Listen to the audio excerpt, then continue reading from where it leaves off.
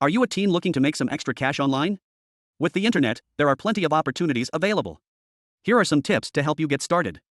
Firstly, consider online marketplaces like Etsy or Redbubble where you can sell your own creations, such as artwork or graphic designs. For 2023, we will create a revised plan. Next, think about becoming a freelancer.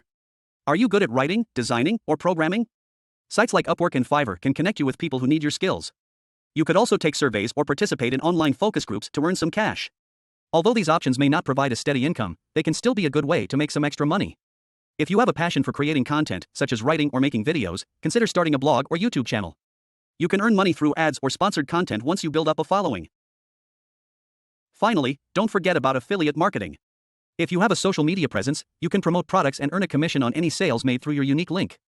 Making money online can be a great way to earn some extra cash as a teen, but always remember to be cautious and do your research before committing to any opportunities.